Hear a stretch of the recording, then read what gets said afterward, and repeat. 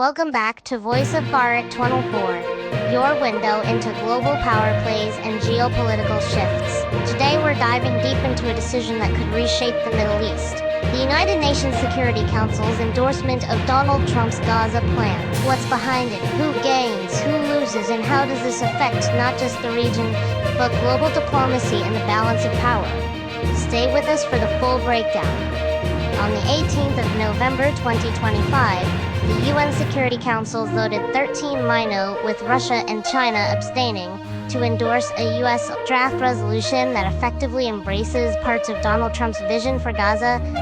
The resolution includes deployment of an International Stabilization Force, ISF, in Gaza, references to a pathway toward an independent Palestinian state, albeit conditional and vague, a technocratic governance committee for Gaza until full sovereignty is realized, deployment of an International Stabilization Force, ISF, in Gaza, references to a pathway toward an independent Palestinian state, albeit conditional and vague, a technocratic governance committee for Gaza until full sovereignty is realized.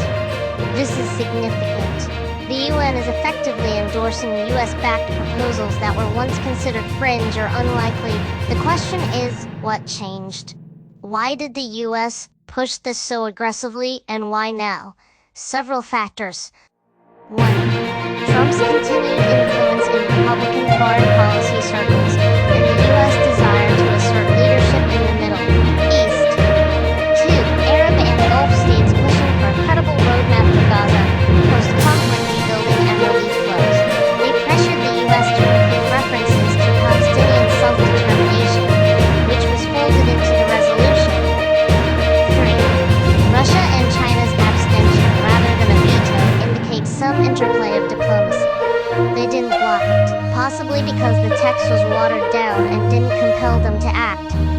In short, the US found a diplomatic corridor backed by enough of the international community to claim historic moment status. Let's unpack the key provisions and the ripple effects. International Stabilization Force, ISF.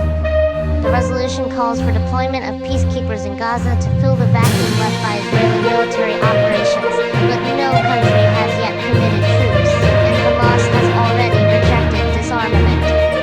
Implication: this creates a potential new front in the conflict.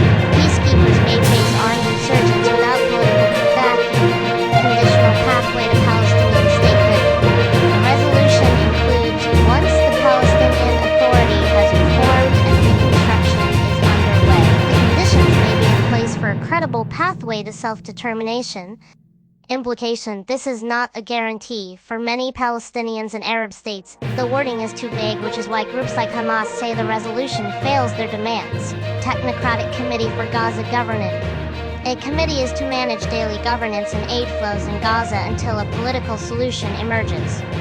Implication: this could sideline existing Palestinian leadership and raise questions about sovereignty, accountability, and foreign influence.